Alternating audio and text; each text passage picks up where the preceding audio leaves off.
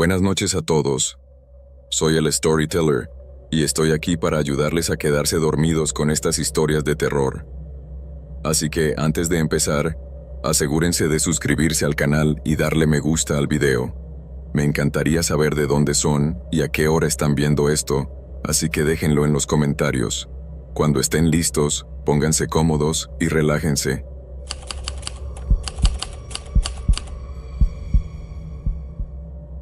Antes de entrar en detalles sobre los acontecimientos relacionados con Sloane, necesito explicar el estado mental específico en el que me encontraba ese martes por la noche.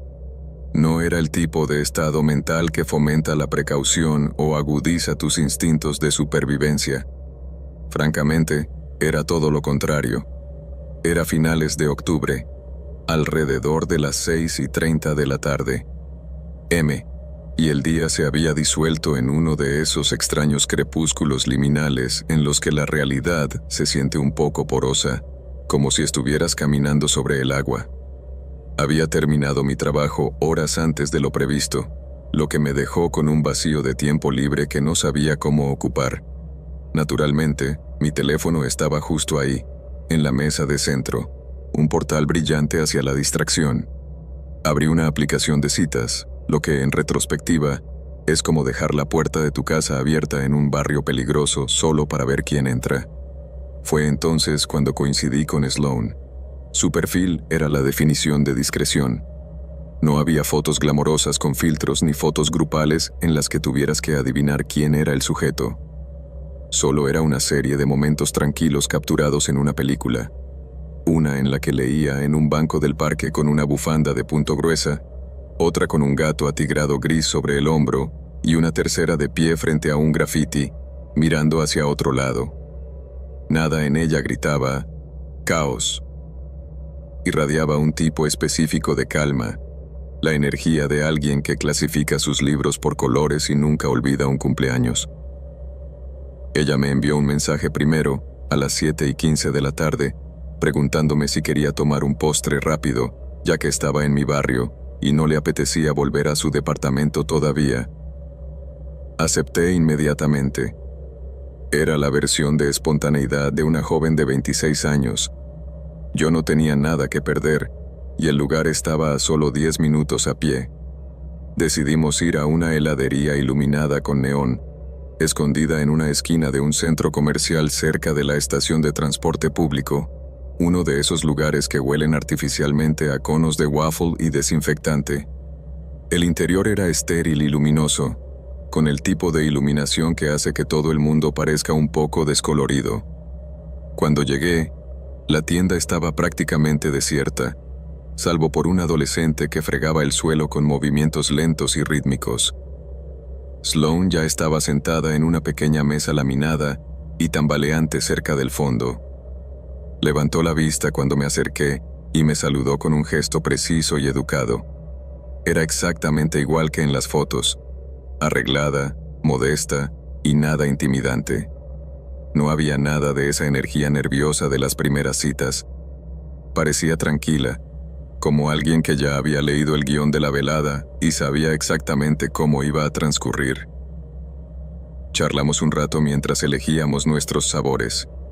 Ella eligió una compleja mezcla de maracuyá y albahaca, coronada con perlas efervescentes perfectamente esféricas. Yo fui a lo seguro con chocolate negro porque mi cerebro no estaba preparado para procesar nuevos datos.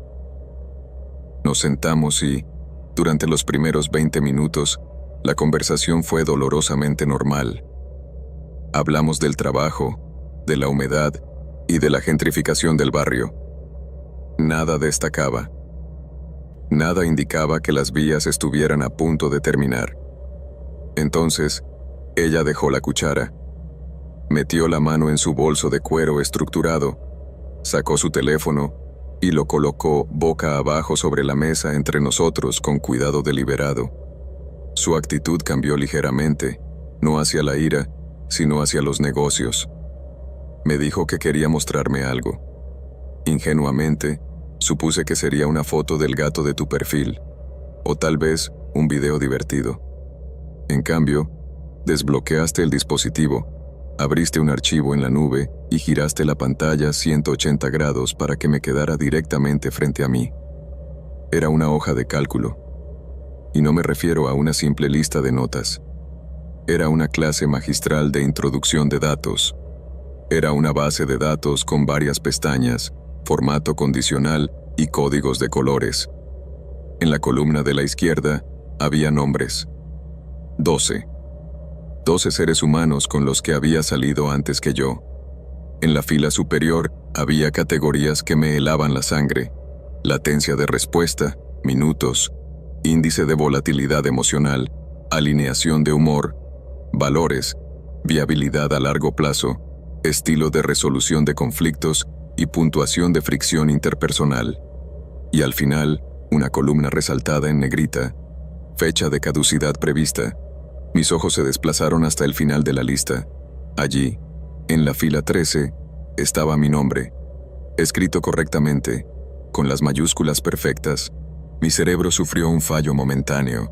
Me quedé mirando los píxeles brillantes, esperando el remate. Esperé a que esbozara una sonrisa y dijera que se trataba de un proyecto de sociología o de una broma macabra.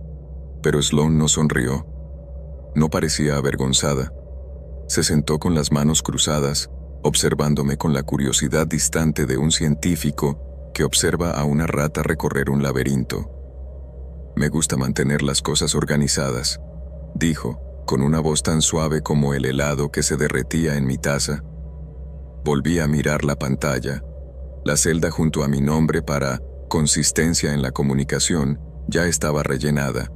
Habíamos intercambiado tal vez 20 mensajes en total antes de conocernos, pero ella había analizado los datos. Las notas eran aterradoramente específicas. Utiliza el humor como táctica de distracción ante la incertidumbre. Mantiene la distancia emocional en la fase introductoria. Y los intervalos de respuesta indican un interés pasivo. Era como leer un expediente recopilado por un perfilador del FBI que me hubiera estado acosando durante meses, no por una chica con la que había coincidido 3 horas antes. Era impresionante, de una manera aterradora. Deslicé hacia la derecha para ver la columna, fecha de caducidad prevista, de los demás. Las celdas estaban llenas de fechas, algunas en rojo, pasadas, y otras en verde, futuras, pero aparentemente acortadas. No eran estimaciones vagas como verano de 2024, sino fechas concretas: 14 de noviembre, 3 de febrero. Era como si hubiera calculado matemáticamente el momento exacto en que la relación se pudriría. Junto a mi nombre, la celda de caducidad estaba en blanco. Solo contenía un pequeño icono de cursor parpadeante. Sloan carraspeó suavemente. «No me gustan las conjeturas emocionales», explicó, con un tono desprovisto de cualquier energía maníaca. «Las citas son ineficaces cuando te basas en las vibraciones. La gente cree que son motores de caos únicos, pero si se hace un seguimiento de los datos, siempre surgen patrones». Se refería a la hoja de cálculo como una herramienta predictiva para evitar perder el tiempo. Hablaba de sus exnovios no como personas, sino como conjuntos de datos que no habían cumplido los indicadores clave de rendimiento. Lo que más me escalofrió no fue la hoja de cálculo en sí, sino su neutralidad. No estaba tratando de ser cruel. Simplemente me estaba mostrando su sistema de archivo. Cuando le pregunté cómo había obtenido los datos iniciales sobre mí tan rápidamente, admitió que había cruzado mis limitados mensajes con mis publicaciones en las redes sociales para construir un arquetipo psicológico preliminar. «La mayoría de la gente ignora los metadatos», dijo. Yo no. Cuanto más lo miraba, más invasivo me parecía. Ella hacía un seguimiento del ritmo, los niveles de energía, los índices de narcisismo. Era un plano del alma humana reducido a fórmulas de Excel. «Te añadí esta tarde», dijo, dando un pequeño mordisco a su helado de albahaca. «Solo estoy esperando a ver cómo las métricas en persona sesgan la proyección inicial. Para el próximo martes, debería tener una estimación de caducidad firme para ti». Generar una estimación. Lo dijo como si estuviera pronosticando las ganancias trimestrales de una empresa de logística de tamaño medio. Asentí, paralizado por lo absurdo de la situación, mientras mi mente se aceleraba. ¿Por qué me muestra esto? ¿Es una prueba? ¿Se supone que debo quedar impresionado? Nos quedamos otros 10 minutos, pero el ambiente había cambiado. El teléfono yacía entre nosotros como un arma cargada. Cada vez que hablaba, me preguntaba si ella estaba actualizando mentalmente una celda de la fila 13. Al final, alegué que tenía una reunión temprano por la mañana y me excusé. Sloan no pareció ofendida. Solo asintió con la cabeza, tocó la pantalla para guardar su progreso y guardó el teléfono en su bolso. De camino a casa, bajo las luces parpadeantes de la calle, la imagen de esa cuadrícula se me quedó grabada en los párpados. No podía dejar de preguntarme qué fecha escribiría finalmente en ese cuadro en blanco junto a mi nombre. Ahora, cada vez que alguien me hace una pregunta trivial sobre mi día, casi espero que saque una tableta y registre mi respuesta. Pero con Sloan no era una broma, era una metodología.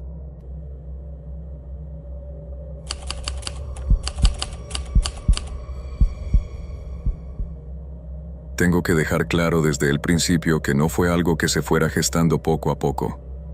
No hubo un descenso gradual hacia lo extraño. Fue una cita normal para almorzar un domingo que se estrelló contra un muro a 100 por hora, dejándome aturdido durante días. Si mis anteriores desastres amorosos fueron extraños, este parecía una escena sacada de un thriller psicológico, porque era demasiado inquietante para el público en general. Todo comenzó una tranquila mañana de domingo a mediados de septiembre.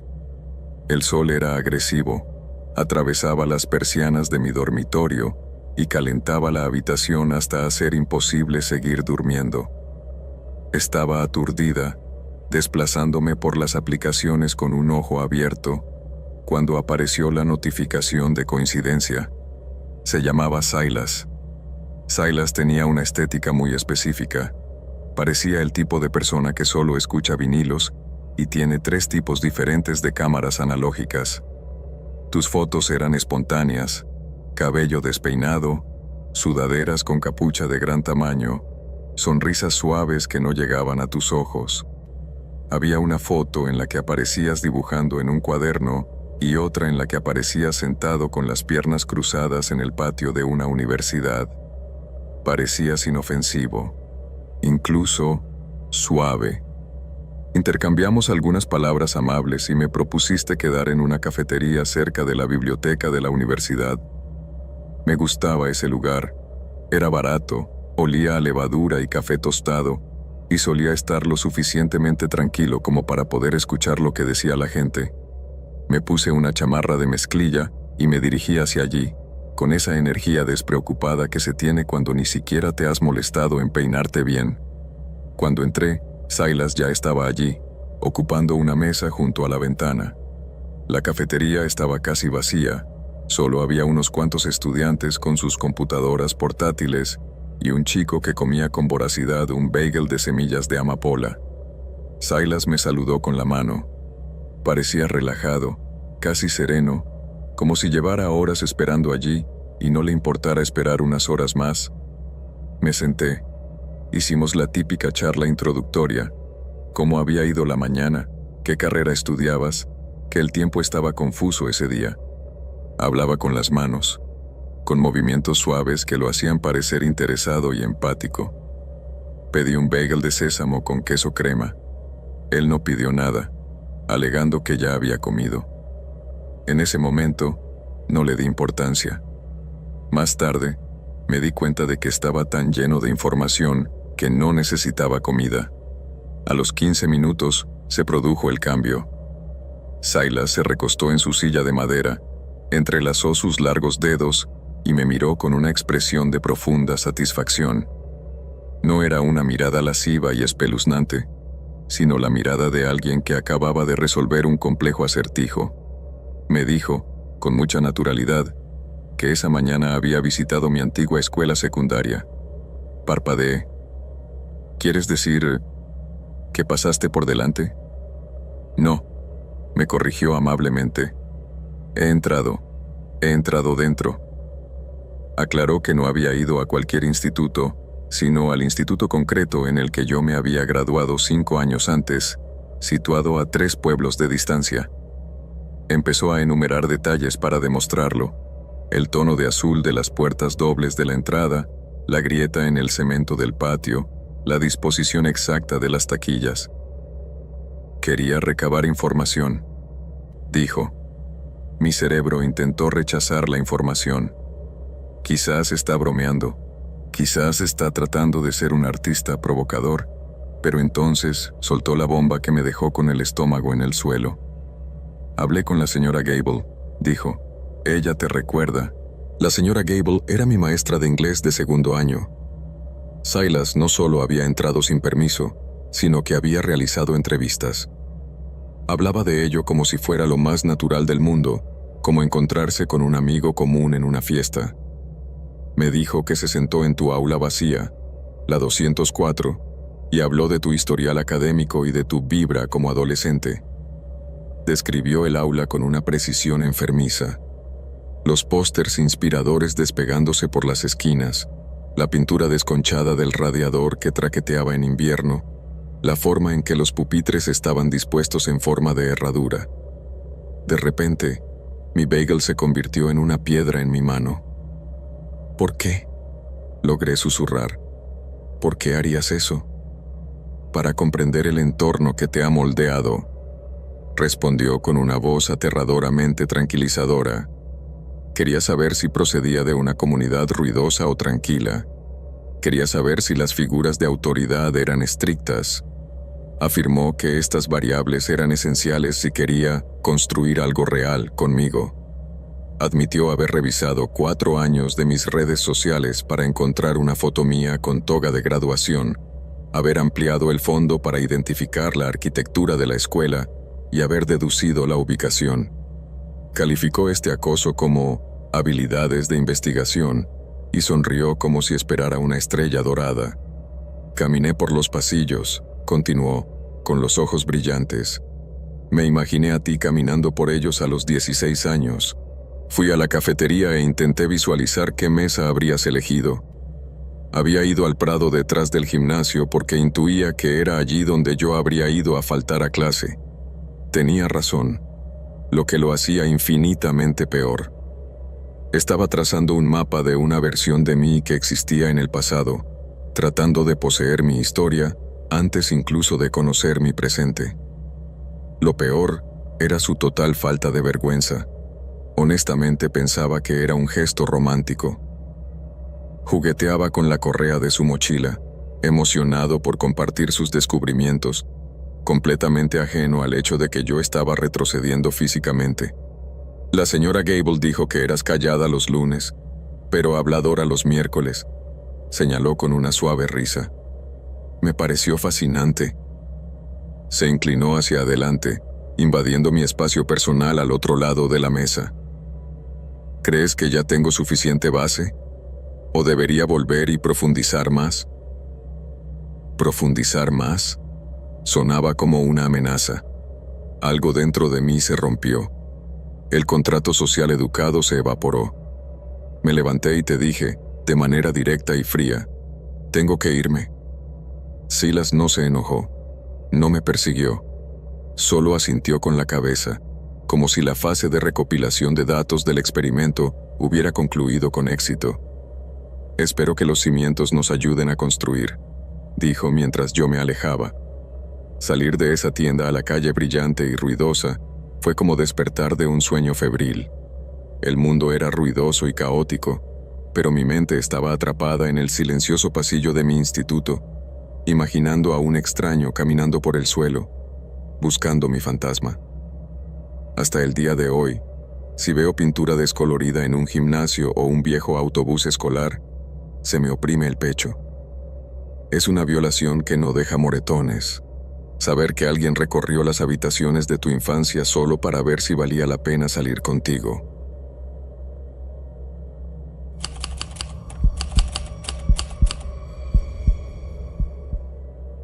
Voy a omitir la introducción sobre la vulnerabilidad emocional o los largos periodos de soledad, porque, francamente, ese no era el contexto aquí. Esta cita no surgió de la desesperación ni de una necesidad maníaca de conexión. Ocurrió en una aburrida tarde de jueves a principios de noviembre, uno de esos bloques de tiempo vacíos en los que la semana aún no ha terminado, pero tu motivación ya se ha agotado. Estaba atrapada en un estado de inercia, navegando entre aplicaciones, cuando coincidí con Tessa.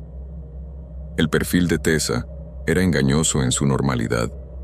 Tenía una energía vibrante y cinética en sus fotos, captada en medio de una risa en un festival, comiendo comida para llevar en un coche aparcado, con el aspecto de alguien capaz de convertir una visita a la oficina de tráfico en una aventura. No parecía peligrosa, sino divertida. Casi demasiado funcional. Me envió un mensaje a las 6:45 de la tarde, diciendo que estaba cerca de una pizzería local, un local conocido por sus manteles a cuadros y su exceso de grasa, y que no quería cenar sola. La pizza me pareció mejor que recalentar las sobras, así que acepté. Me puse una chaqueta y caminé 6 cuadras, llegando justo cuando las luces de la calle se encendían. El lugar olía a orégano quemado y levadura, un aroma que se había impregnado en los asientos de vinilo rojo. Vi a Tessa inmediatamente. Estaba sentada en una mesa junto a la ventana delantera y me hizo señas con una familiaridad que me pareció inmerecida, pero acogedora. Tenía 28 años, ojos penetrantes, y irradiaba una confianza despreocupada que parecía absorber todo el oxígeno de la sala.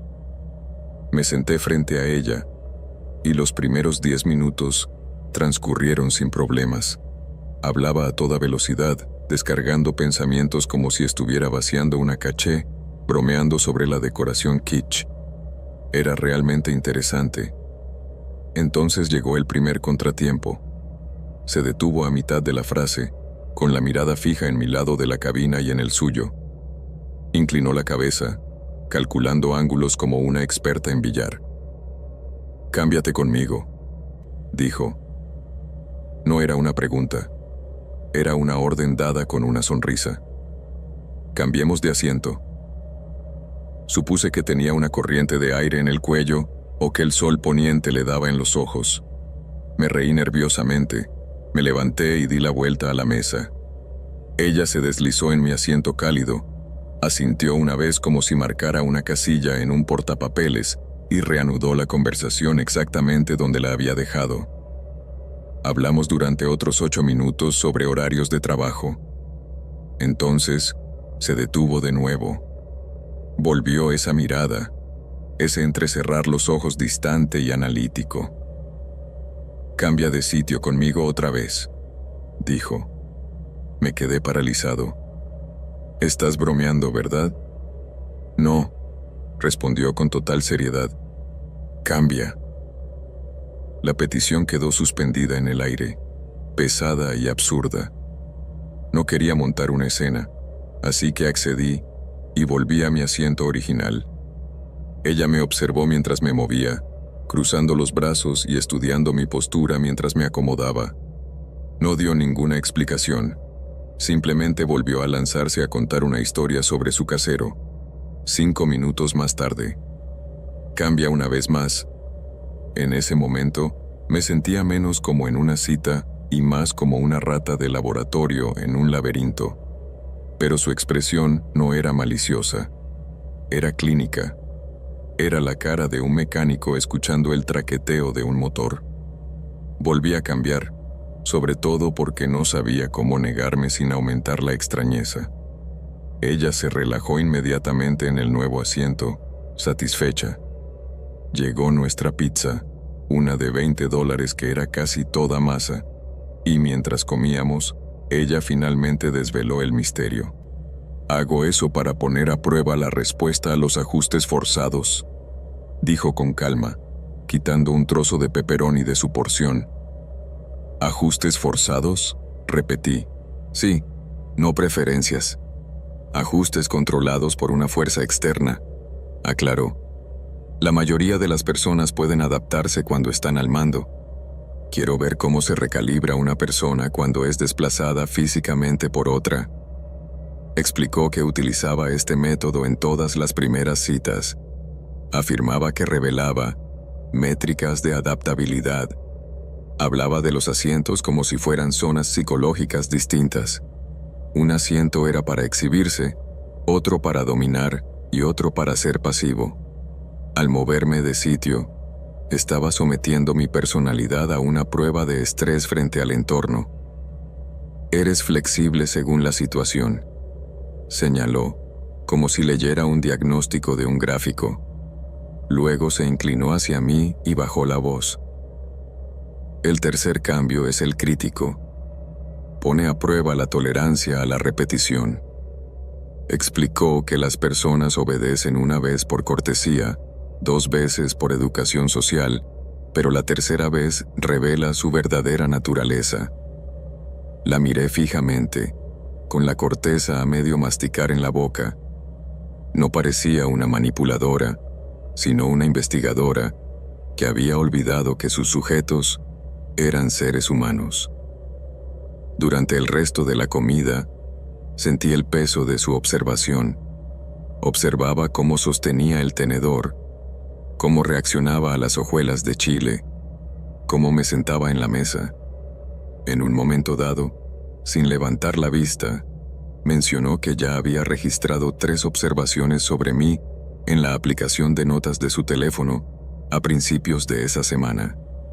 La compatibilidad no se siente, dijo, dando unos golpecitos en la mesa. Se prueba. La imprevisibilidad es un desperdicio de recursos. Las pruebas estructuradas nunca mienten. Cuando terminamos, sugirió un último cambio para confirmar, pero yo había llegado a mi límite. Le dije que tenía que irme. Ella aceptó el rechazo con una elegancia inquietante.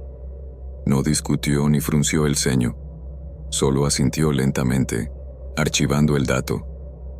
No me dio un abrazo de despedida. Se quedó sentada en la mesa y dijo, «Gracias por participar». De camino a casa, el ruido de la ciudad me parecía lejano. No dejaba de repasar la coreografía de la noche. Levantarse, moverse, sentarse, repetir. Ahora, cada vez que me deslizo en la cabina de un restaurante, me detengo un segundo y me pregunto qué conclusiones sacaría Tessa del asiento que elegí.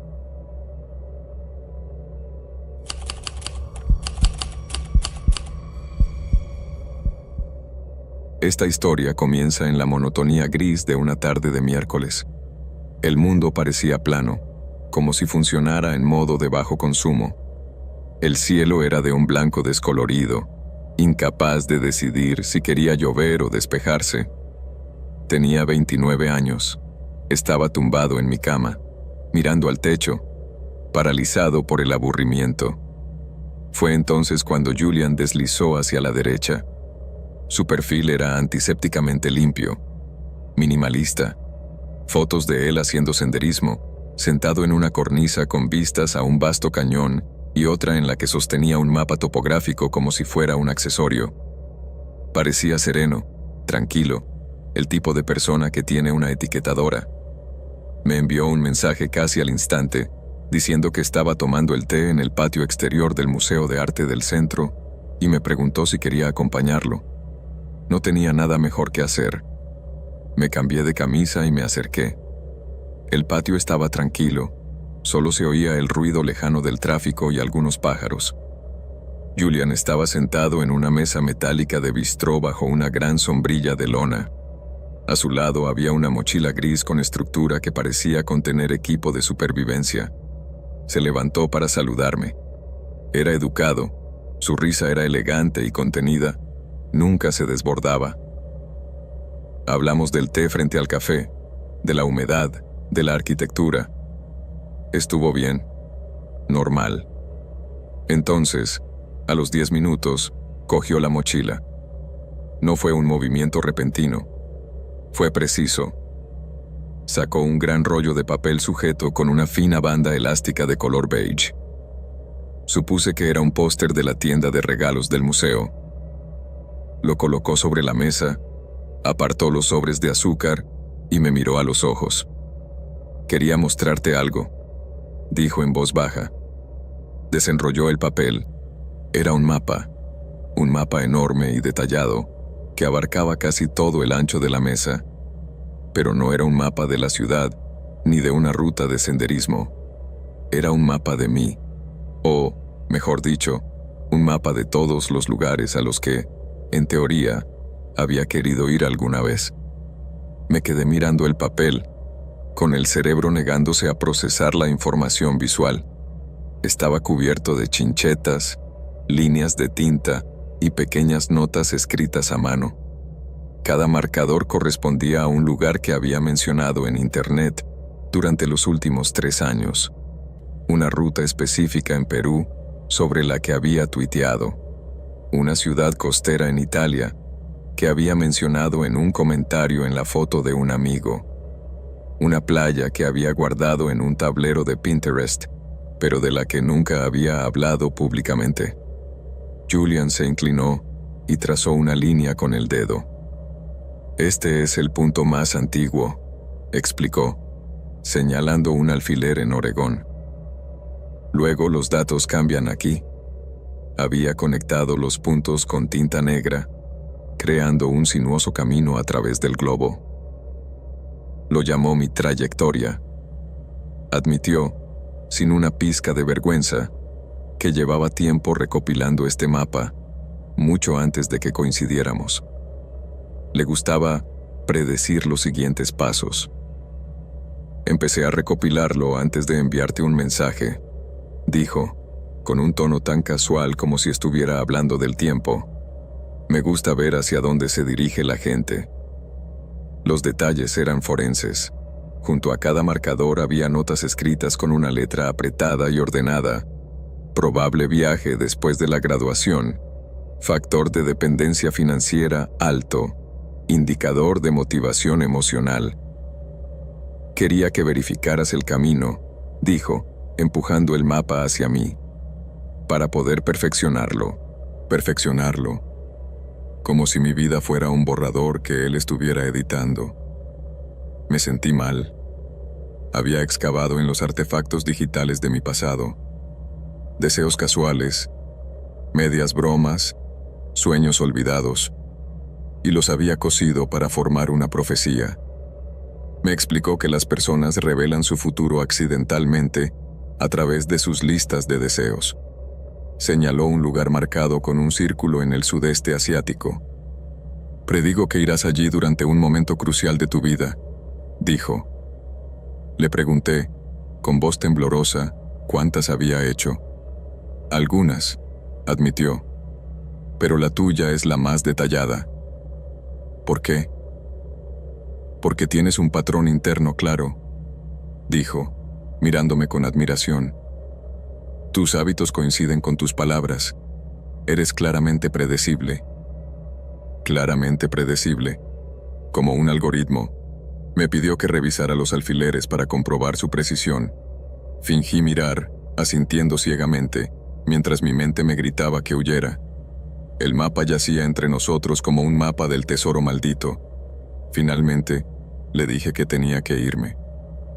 Julian no pareció decepcionado. Simplemente asintió, aceptando los datos. Enrolló el mapa con deliberada precisión y volvió a colocar la banda elástica en su sitio. Lo guardó en tu bolsa y dijo, «Quizá lo actualice más tarde, dependiendo de lo que haya observado hoy». Alejarme fue como salir de una simulación.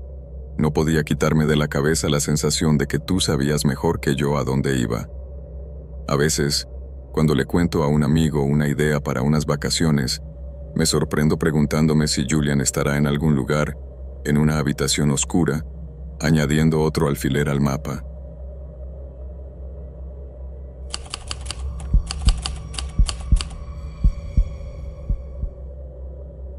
Tengo que empezar diciendo que no hubo ningún presagio siniestro. No hubo luces parpadeantes ni mensajes de texto crípticos advirtiéndome que me quedara en casa. Ocurrió con la brusca y discordante simplicidad de una puerta de armario que se sale de sus bisagras. En un momento todo funciona y, al siguiente, te encuentras ante una realidad que no tiene sentido. Era una tarde de martes, a finales de marzo.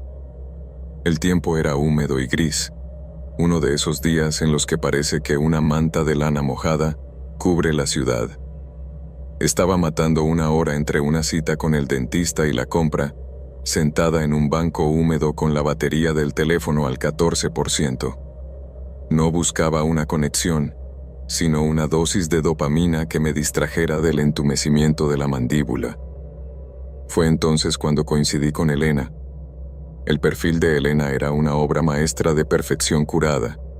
Irradiaba una competencia aguda y pulida.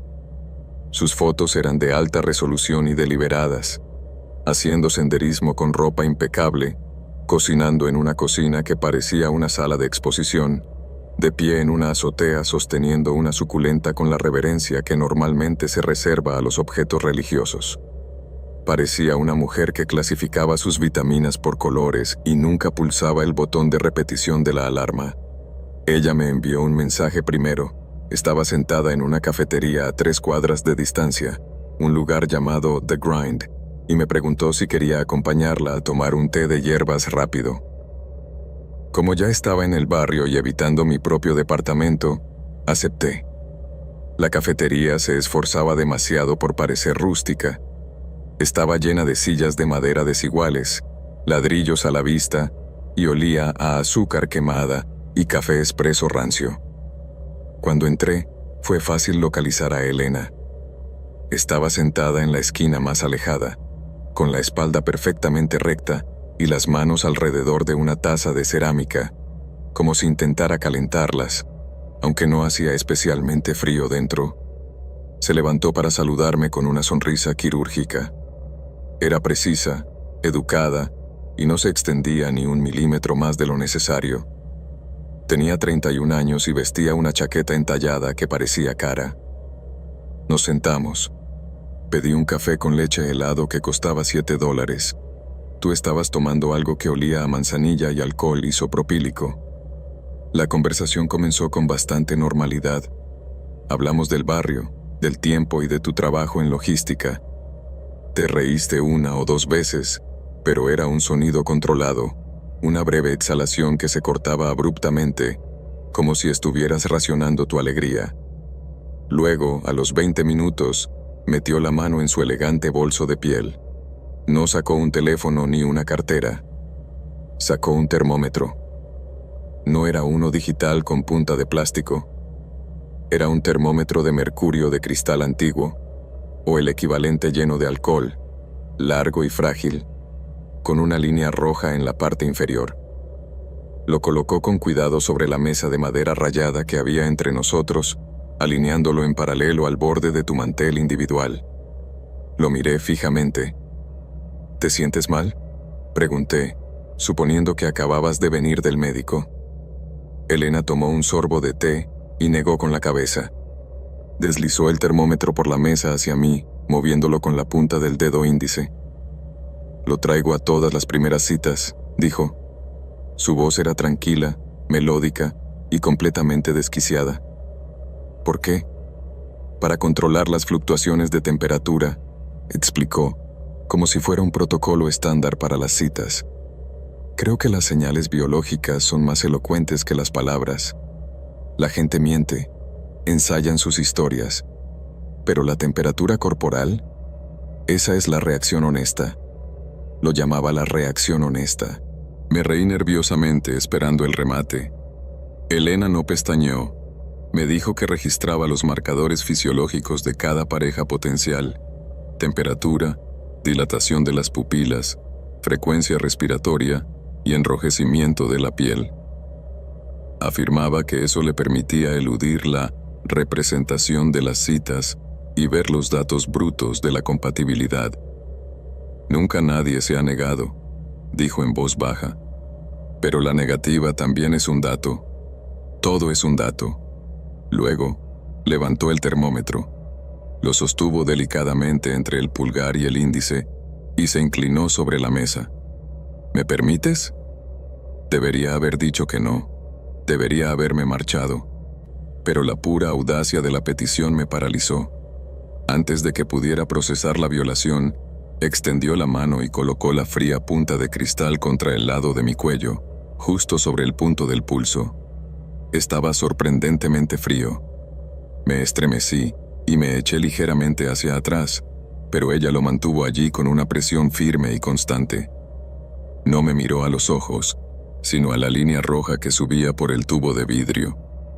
Lo mantuvo allí durante 1 minuto entero. La cafetería bullía a nuestro alrededor, gente pidiendo magdalenas, un barista moliendo café, mientras yo permanecía inmóvil, siendo examinado médicamente por una desconocida a la que había conocido 20 minutos antes. Lo retiró, comprobó la lectura y asintió con los labios fruncidos en señal de satisfacción. Tal y como pensaba, murmuró. Dejó el termómetro y cogió su teléfono. Abrió una aplicación para tomar notas y empezó a escribir abiertamente. Podía ver la pantalla. Escribió 3 líneas. Línea de base, estable. Pico térmico, mínimo. Mecanismo de defensa, pasivo. No lo ocultó. Me registró como si fuera un espécimen. No se trata de control, me dijo, juntando las manos. Se trata de eficiencia. ¿Por qué perder meses adivinando cómo reaccionas al estrés o a la intimidad cuando tu biología me lo dice en segundos? Se sentó con una quietud inquietante, con una postura rígida, observándome mientras procesaba el acontecimiento. Me sentí como si estuviera sentado frente a un humano sintético, algo construido para simular una conexión, pero sin el software necesario para la empatía. Me preguntó si quería saber qué indicaba mi temperatura sobre mi disponibilidad emocional. Lo rechacé educadamente. Me contó que en una cita anterior la temperatura de un chico bajó cuando ella le preguntó por su familia, lo que la llevó a concluir que era emocionalmente inerte. Habló de él como si fuera un experimento fallido. Terminé mi bebida en 2 grandes sorbos y le dije que tenía que alimentar a un gato que no era mío. Elena no me presionó. No parecía decepcionada. Solo asintió y dijo: «De todos modos, tengo suficiente para la entrada inicial». Entrada inicial. Como si fuera una partida en un libro de contabilidad. Al salir de esa cafetería, el aire húmedo me golpeó el cuello, donde había estado el vaso frío. Me froté el lugar, sintiendo un frío fantasma. Incluso ahora, meses después, cada vez que siento calor o frío sin motivo, me imagino a Elena inclinándose hacia adelante, con un termómetro en la mano, tratando de tomar la temperatura de mi alma.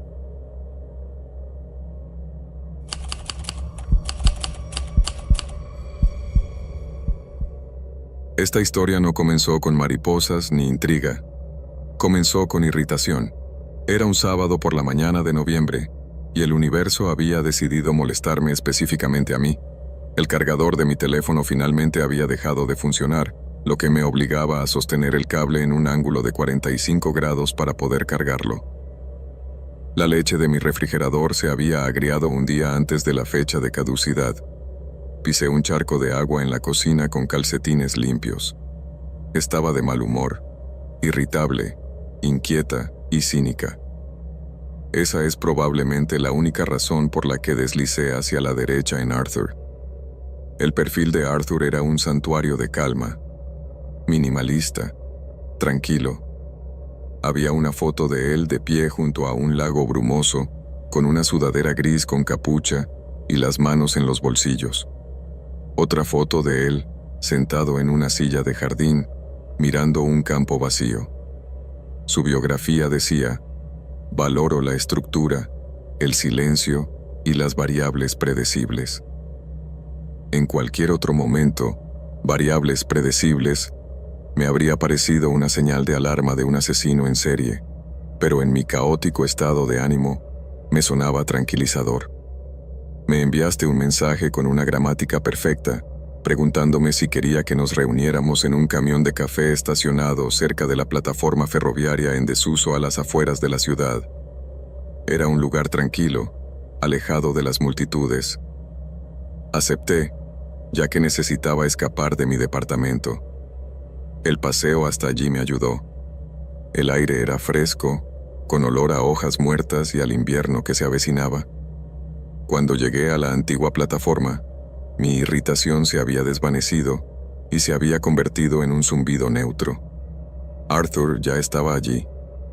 Estaba completamente inmóvil junto a un pilar de hierro oxidado. No estaba mirando su teléfono. No miraba a su alrededor nerviosamente. Simplemente estaba de pie, mirando la grava, con las manos metidas en los bolsillos de su abrigo. Cuando me vio, asintió con la cabeza de forma controlada, sin sonreír, solo para reconocer mi llegada. Pedimos cafés, negro para él, con leche de avena para mí. Nos quedamos cerca de las vías, hablando de la historia de la estación y de la tranquilidad del barrio. La voz de Arthur era baja y firme, un tono monótono que resultaba sorprendentemente relajante. Parecía normal, aburrido tal vez, pero seguro. Entonces soltó la bomba. Tomó un sorbo de café y dijo: «Me alegro de que el sensor de movimiento no se activara antes». Me reí. «¿Qué? ¿Tienes un sistema de seguridad en tu departamento?». Arthur no se rió. Me miró con sus ojos grises y inexpresivos. «No, instalé un sensor de movimiento temporal en el camino que conduce a mi casa antes de venir aquí, para ver si intentarías averiguar dónde vivía antes de la cita». Dejé de caminar. «¿Tú has puesto una trampa en tu casa?». «No es una trampa», corrigió, con un tono tan casual como si estuviera hablando de la lista de la compra. «Es un control perimetral, una medida de respeto básico». Me explicó, con una lógica aterradora, que cree que la gente dice respetar los límites, pero rara vez lo hace. Por eso, los pone a prueba. Establece sistemas para verificar el comportamiento. Me dijo que el sensor envía una alerta a su teléfono si alguien se acerca a menos de 6 metros de su puerta principal. «No lo has activado», añadió, mirándome expectante. «Eso es bueno. Significa que has superado la fase 1. Fase 1. Lo miré fijamente, tratando de decidir si era paranoico o peligroso. No sudaba. No estaba frenético. Simplemente era objetivo. «Me gusta recopilar datos reales», continuó. «Las intenciones son irrelevantes. Las acciones son medibles». Continuó explicando la fase 2. La fase 2 estaba ocurriendo en ese momento. Me dijo que había estado observando desde la distancia cómo te acercabas al camión de café. Analizó tu velocidad al caminar, el ángulo de tus hombros y el respeto espacial que mostraste cuando lo saludaste. «Te detuviste exactamente a 1 metro de mí», dijo Arthur, asintiendo con aprobación. «Eso indica una comprensión saludable del territorio personal. Las personas que se acercan demasiado son emocionalmente invasivas. Las personas que se alejan demasiado son un riesgo de fuga». Hablaba de mí como si fuera un rover aterrizando en Marte. Había calculado mi velocidad y mi trayectoria. Afirmaba que había pasado años documentando cómo se mueven las personas cuando están nerviosas en comparación con cuando son engañosas. «Tienes un ritmo controlado», me dijo. «Eso sugiere que eres confiable». Sentí un escalofrío que no tenía nada que ver con el viento frío. «¿Me estás analizando ahora mismo?». «Siempre estoy observando», respondió. «Solo observando». Me indicó un banco. Nos sentamos y me di cuenta de que se había colocado exactamente a un asiento de distancia de mí, sin tocarme, pero tampoco en el extremo más alejado, mesurado, calculado. Mencionó casualmente que también había revisado las imágenes de una cámara de tráfico pública cerca de su edificio para asegurarse de que no había pasado por allí antes ese día. No es acoso, me aseguró. Es verificación. La gente miente sobre sus hábitos. Las cámaras no. Me tomé el café rápidamente, desesperada por irme. Intenté cambiar de tema y hablar de películas, libros, cualquier otra cosa. Pero Arthur seguía volviendo al análisis del comportamiento. Consideraba la cita como una prueba de bajo riesgo. Me dijo que si hubiera activado el sensor, simplemente no habría aparecido. Me habría observado esperar desde su ventana. Agradezco la reunión de baja interferencia, dijo cuando finalmente le dije que tenía que irme. Baja interferencia. No sabía si había aprobado o suspendido, o si solo era otro dato más en su gran estudio sobre la imprevisibilidad humana. Mientras me alejaba, con la grava crujiendo ruidosamente bajo mis botas, sentí que me invadía una extraña paranoia. Pasé por delante de una casa cualquiera en la esquina e instintivamente me sobresalté, buscando un sensor escondido entre los arbustos. Me pregunté si Arthur me estaría observando mientras me alejaba, cronometrando mi salida, comprobando si miraba atrás. No miré atrás, simplemente seguí caminando, preguntándome cuántos perímetros invisibles cruzaba cada día sin saberlo.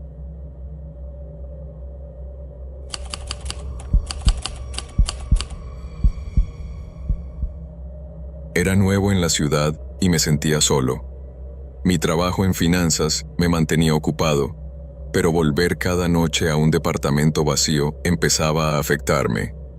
Por sugerencia de un compañero de trabajo, descargué Swipe, pensando que sería una forma fácil de conocer gente. Así es como conocí a Becca. Becca era dulce. Esa fue la palabra que me vino a la mente de inmediato. Era enfermera pediátrica, con una personalidad alegre y una sonrisa que iluminaba sus fotos de perfil. Coincidimos, y me envió un mensaje con una broma graciosa sobre contabilidad.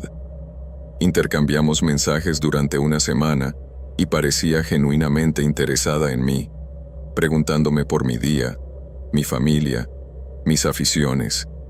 Me gustaba ser el centro de atención de alguien. Quedamos para comer tacos un viernes. Becca era aún más guapa en persona, menuda y llena de energía.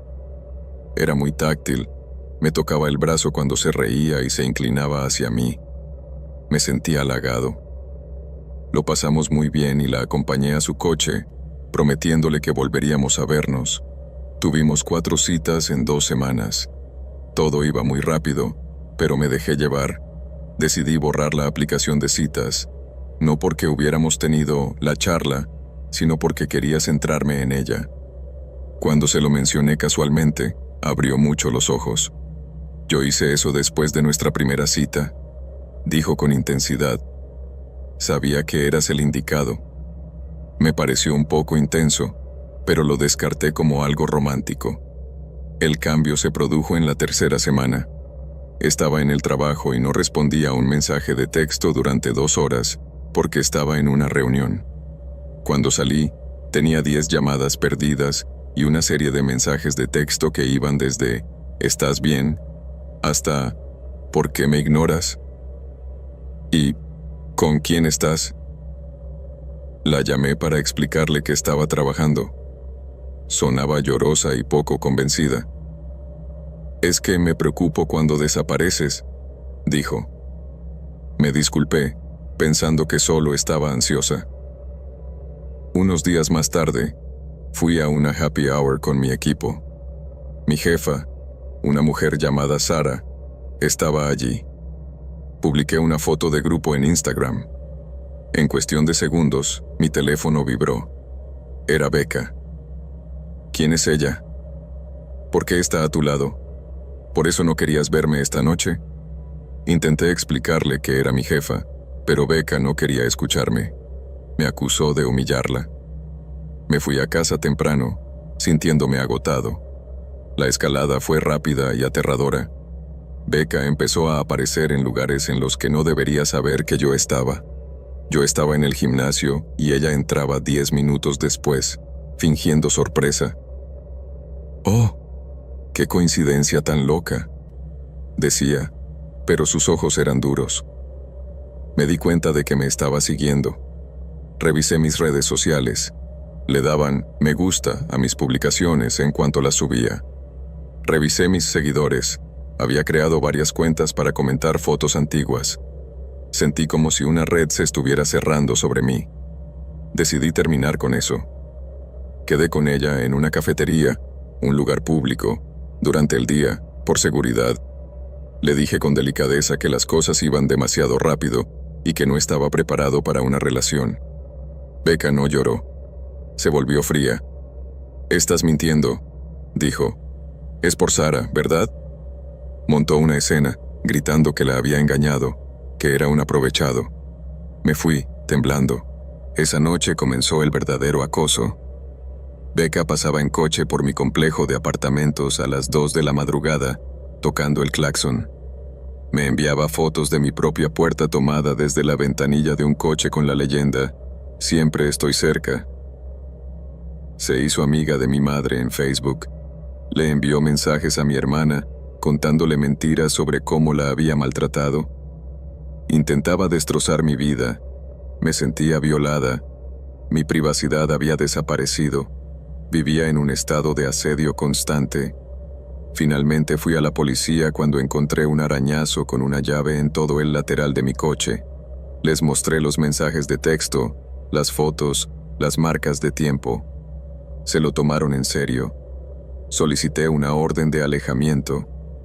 El día que le entregaron los documentos, me envió un último mensaje de texto: «Te arrepentirás de esto», pero dejó de aparecer. Me tomó 6 meses sentirme cómoda para abrir las persianas por la noche. Cambié mi rutina, mi gimnasio y mi número de teléfono. Becca me enseñó que dulce puede ser una máscara para asfixiante. He dejado las aplicaciones de citas para siempre. La comodidad no vale la pena el riesgo de invitar a un depredador a tu vida. Ahora, si alguien parece demasiado interesado demasiado rápido, no lo veo como un cumplido. Lo veo como una señal de advertencia.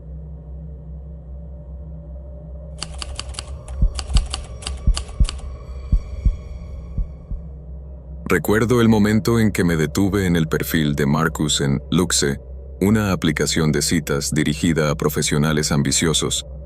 En un mar digital de selfies de excursiones y fotos en el espejo, Marcus destacaba como un faro de sofisticación. Sus fotos eran una galería curada de éxito, hablando en una conferencia tecnológica con un traje azul marino a medida, tomando un espresso en un balcón en Mónaco y de pie en una moderna oficina acristalada con vistas al horizonte. Tu biografía era concisa y segura. Fundador de Aura, una startup de tecnología financiera, constructor incansable. Busco una pareja con quien compartir el imperio. Parecía poseer esa rara combinación de empuje y carisma que me resultaba irresistible.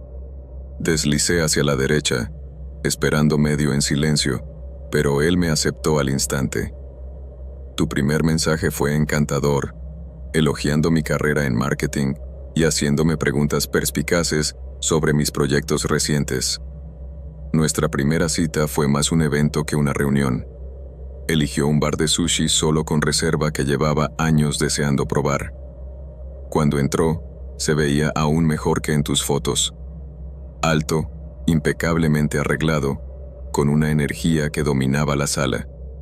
Mientras disfrutábamos de un omakase y sake, me deleitó con historias sobre su trayectoria empresarial, las noches sin dormir, las reuniones de alto riesgo con inversores de capital riesgo, la emoción de revolucionar el mercado. Me cautivó. Ahí tenía a un hombre que sabía exactamente lo que quería y tenía el mundo a sus pies. Los siguientes 3 meses fueron un torbellino de opulencia. Marcus me sumergió en un estilo de vida que solo había visto en las películas. Tomábamos cócteles en terrazas en las que una sola bebida costaba más que mi factura semanal de la compra. Hablaba de llevarme a París el fin de semana. Era como un sueño hecho realidad, una mezcla de romance y ambición. Sin embargo, mirando atrás, las grietas estaban ahí, pequeñas fisuras en la brillante fachada. Marcus cancelaba ocasionalmente los planes en el último momento, alegando reuniones de crisis con los inversores. Cuando le hacía preguntas específicas sobre el lanzamiento de los productos de su empresa, sus respuestas estaban llenas de palabras de moda, pero carecían de sustancia. No le di importancia, asumiendo que, a su nivel, los negocios eran simplemente complicados. Quería creer en el sueño que vendía. La ilusión se hizo añicos un lluvioso martes de noviembre. Era mi cumpleaños y Marcus había insistido en llevarme al restaurante de carnes más exclusivo de la ciudad. La comida fue perfecta, el vino era añejo y la conversación fluía. Entonces llegó la cuenta. Marcus entregó su pesada tarjeta de crédito metálica con una indiferencia ensayada. El mesero regresó un minuto después, susurrando discretamente: rechazada. Marcus se rió, culpando a una retención de seguridad debido a una transacción reciente de gran cuantía, y entregó una segunda tarjeta. Rechazada. El aire se escapó de la mesa. El magnate seguro de sí mismo desapareció, sustituido por un hombre que de repente parecía pequeño y aterrorizado. En silencio, le entregué al mesero mi propia tarjeta para pagar la cuenta de $400, ignorando las balbuceantes disculpas de Marcus sobre los errores del banco. Regresamos a mi apartamento en silencio. Sentado en mi sofá, el peso de la humillación finalmente lo quebró. Marcus se llevó las manos a la cabeza y empezó a llorar, no un llanto silencioso, sino los sollozos pesados y entrecortados de alguien que ha estado conteniendo la respiración durante mucho tiempo. La verdad salió a borbotones. No existía ninguna aura. La startup había fracasado estrepitosamente 14 meses atrás, quemando todo el capital de sus inversionistas. Desde entonces había estado desempleado. La foto de Mónaco era de un viaje de hacía 3 años. Los trajes eran vestigios de una vida anterior.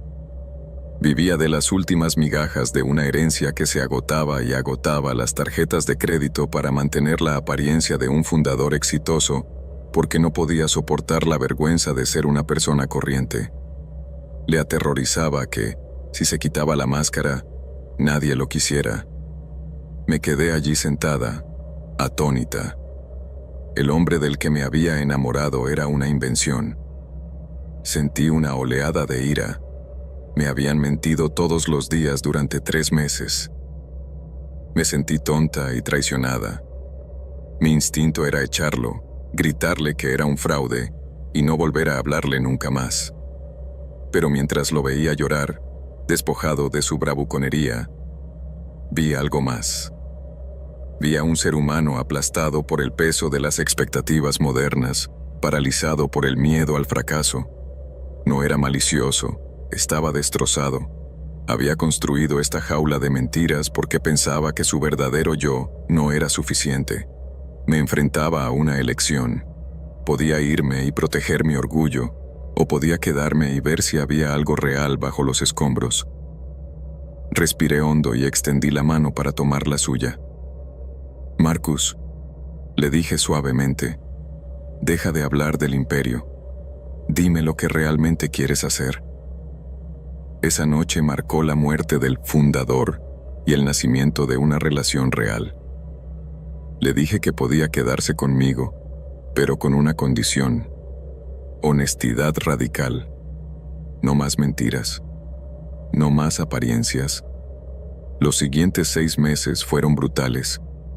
Marcus tuvo que enfrentarse a la realidad de su situación. Luchó contra una grave depresión y el golpe devastador para su ego que supuso solicitar puestos de trabajo de nivel básico a sus 30 y tantos años. Había días en los que no podía levantarse de la cama, abrumado por la vergüenza de su engaño, pero yo me quedé. Le ayudé a reestructurar su currículum, eliminando los títulos inflados para centrarse en sus habilidades reales. Hicimos simulacros de entrevistas en los que tenía que explicar su laguna laboral sin mentir. No era tan romántico como nuestras primeras citas. Era duro. Eran noches dedicadas a hacer presupuestos para pagar la deuda de su tarjeta de crédito. Era celebrar cuando le llamaban para un puesto de gerente de proyectos de nivel medio en una empresa de logística, muy lejos de director general, pero un trabajo real y honesto. Consiguió el trabajo. En su primer día, le até la corbata. Me miró, no con el encanto ensayado del hombre que conocí en la aplicación, sino con una gratitud sincera y humilde. «Gracias por salvarme», me susurró. «Yo no te salvé», le dije. «Simplemente decidiste aparecer por fin». Hoy, nuestra vida es muy diferente.